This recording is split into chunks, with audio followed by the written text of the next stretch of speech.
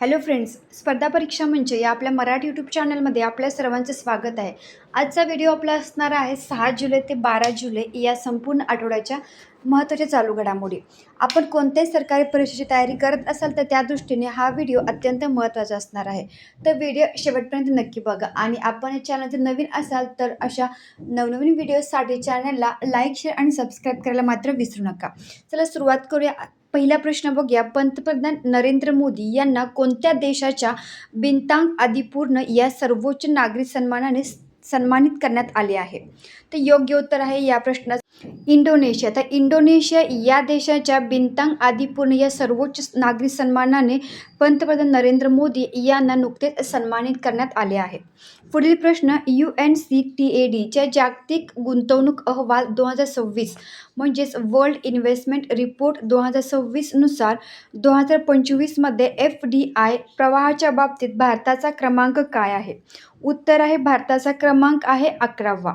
आता UNCTAD म्हणजे काय? तर United nations conference on trade and development हा त्याचा फुल फॉर्म आहे. मराठी त्याचा अर्थ आहे व्यापार आणि विकासावरील संयुक्त राष्ट्र परिषद हा त्याचा मराठीतील अर्थ आहे. तर याच्यामध्ये भारताचा क्रमांक आहे 11वा. पुढील प्रश्न बघूया. भौगोलिक मानांकन GI टॅग म्हणजेच जिओग्राफिकल इंडिकेशन टॅग मिळवणारे हरियाणातील पहिले फळ कोणते बनले आहे? उत्तर आहे सिरसा किन्नू. तर सिरसा किन्नू हे हरियाणातील पहिले फळ आहे ज्याला नुकताच GI टॅग म्हणजेच जिओग्राफिकल इंडिकेशन टॅग मिळाला आहे. तर सिरसा किन्नू हे या प्रश्नाचं उत्तर आहे. पुढील प्रश्न, ICC महिला T20 विश्वचषक 2026 म्हणजेच ICC women's T20 world cup 2026चे विजेतेपद कोणत्या देशाने जिंकले आहे? उत्तर आहे ऑस्ट्रेलिया या देशाने T20 विश्वचषक जिंकला आहे. पुढील प्रश्न, भारत सरकारच्या कॅबिनेट नियुक्ती समितीने म्हणजेच ACCने भारताचे सॉलिसिटर जनरल म्हणून कोणाची पुढील 3 वर्षांच्या कार्यकाळासाठी पुनर्नियुक्ती केली आहे? उत्तर आहे तुषार मेहता. तर तुषार मेहता यांची भारताचे सॉलिसिटर जनरल म्हणून पुढील 3 वर्षांच्या कार्यकाळासाठी पुनर्नियुक्ती केली आहे. आता आपण ICC T20 women's world cup विषयी माहिती बघूयात. तर यावर्षीचे हे 10वे संस्करण होते म्हणजेच स्पर्धेचा हा 10वा हंगाम होता.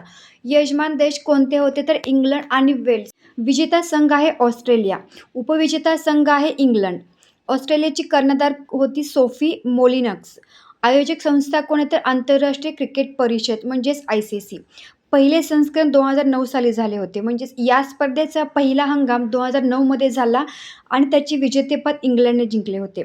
सर्वात यशस्वी संघ बघूया तर तब्बल 7 विजेतेपदांसह ऑस्ट्रेलिया हा महिला T20 इतिहासातील सर्वात यशस्वी संघ ठरला आहे. तर ही होती याच्याविषयीची अधिक माहिती. पुढील प्रश्न कव्हर करूयात. आशियाई टेनिस महासंघाने म्हणजेच ATFने कोणत्या भारतीय टेनिस खेळाडूची प्लेयर ॲम्बॅसिडर म्हणून नियुक्ती केली आहे? उत्तर आहे लिएंडर पेस. पुढील प्रश्न, बोरझोली वेटलँडला जैवविविधता वारसा स्थळ म्हणजेच बायोडायव्हर्सिटी हेरिटेज साईट घोषित करण्यात आले आहे. हे कोणत्या राज्यात स्थित आहे? तर आसाम या राज्यामध्ये हे बोरझोली वेटलँड म्हणजेच जैवविविधता वारसा स्थळ स्थित आहे. पुढील प्रश्न, माचा चहाचे म्हणजेच माचा टी व्यावसायिक उत्पादन करणारे भारतातील पहिले राज्य कोणते बनले? तर आसाम हे राज्य भारतातील पहिले राज्य ठरले आहे माचा चहाचे व्यावसायिक उत्पादन करणारे. तर उत्तर आहे आसाम. याविषयी अधिक माहिती बघूयात. आसाममधील तिनसुकिया जिल्ह्यातील छोटा टिंगराई चहा इस्टेटने भारतात पहिल्यांदाच व्यावसायिक स्तरावर माचा चहाचे उत्पादन सुरू केले आहे.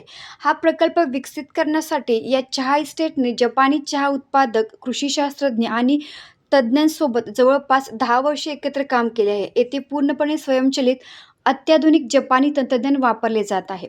आता माचा चहा म्हणजे नक्की काय? तर माचा हा एक प्रीमियम प्रकारचा ग्रीन टी आहे. यामध्ये चहाची पाने काढण्यापूर्वी काही आठवडे ती कापडाने झाकून सावलीत ठेवली जातात, ज्या पानांमध्ये क्लोरोफिलचे प्रमाण वाढून त्याला गडद हिरवा रंग आणि विशेष चव येते. तर ही होती माचा चहाबद्दलची अधिक माहिती. आता याचं आर्थिक महत्त्व काय आहे? तर भारतात आत्तापर्यंत वापरला जाणारा सर्व माचा चहा जपान, चीन किंवा व्हिएतनाममधून आयात करावा लागायचा. या पहिल्या उत्पादनाची 5 किलोची पहिली बॅच गुवाहाटी चहा लिलाव केंद्रात ₹3000 प्रति किलो दराने विकली गेली आहे. तर ही होती या संपूर्ण विषयाची अधिक माहिती.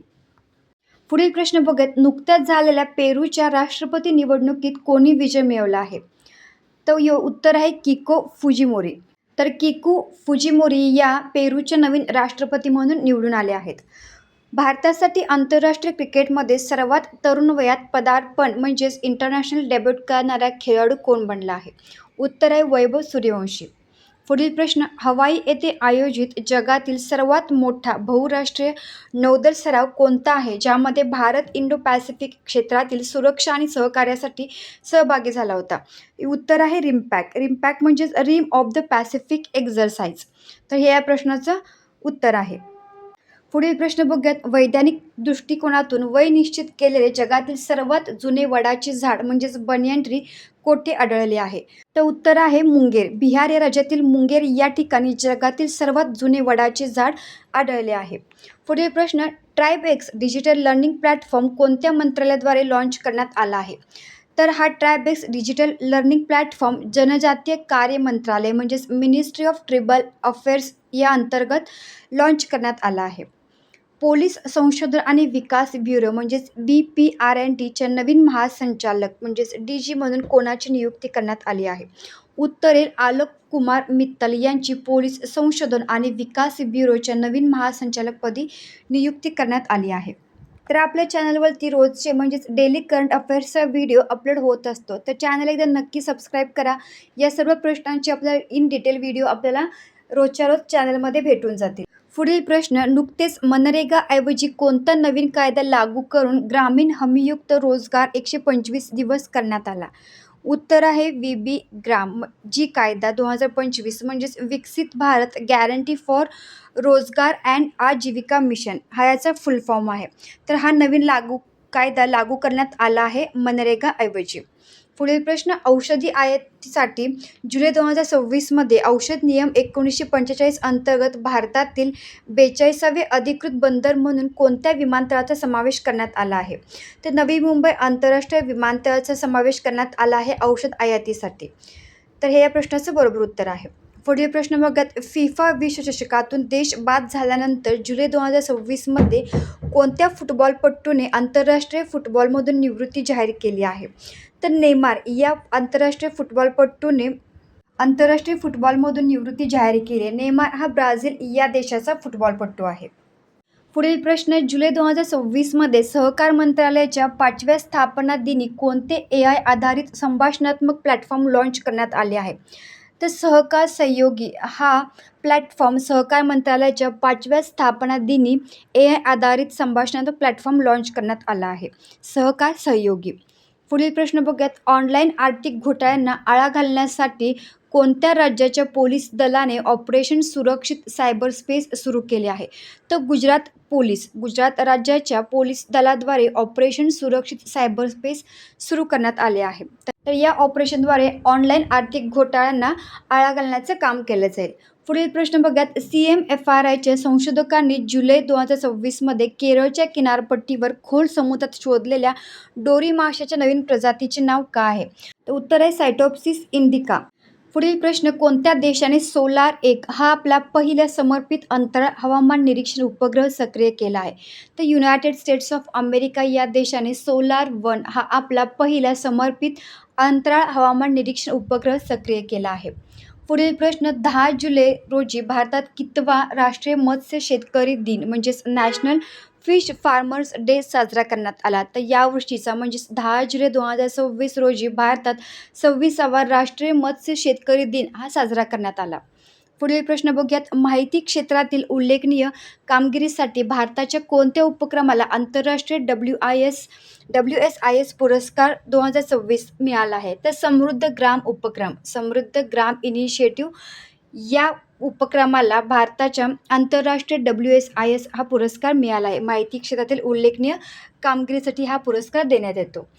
पुढील प्रश्न, भारत आणि इंडोनेशियाने कोणत्या युनेस्को जागतिक वारसा स्थळामध्ये संवर्धन आणि पुनर्संचयित प्रकल्प म्हणजेच कन्झर्वेशन अँड रिस्टोरेशन प्रोजेक्ट सुरू केला आहे? तर प्रंबानन टेम्पल या ठिकाणी भारत आणि इंडोनेशियाने जागतिक वारसा स्थळामध्ये संवर्धन आणि पुनर्संचयित प्रकल्प सुरू केला आहे. पुढील प्रश्न, भारताचे 98वे बुद्धिबळ ग्रँडमास्टर कोण बनले आहेत? तर भारताचे 98वे बुद्धिबळ ग्रँडमास्टर ठरले आहेत S. अश्वस्थ. 97वे ग्रँडमास्टर आहेत हर्षवर्धन GB. पुढील प्रश्न बघूयात. 2027च्या ग्लोबल AI समिटचे आयोजन कोणत्या देशात केले जाणार आहे? तर स्वित्झर्लंड या ठिकाणी 2027च्या ग्लोबल AI समिटचे आयोजन केले जाणार आहे. तर या आहेत या आठवड्यातील म्हणजेच 6 जुलै ते 12 जुलै या संपूर्ण आठवड्यातील महत्त्वाच्या चालू घडामोडी. तर व्हिडिओ कसा वाटला कमेंट करून नक्की सांगा आणि अशा नवनवीन व्हिडिओजसाठी चॅनलला लाईक, शेअर आणि सबस्क्राईब करायला विसरू नका. भेटूया पुढच्या व्हिडिओमध्ये. धन्यवाद.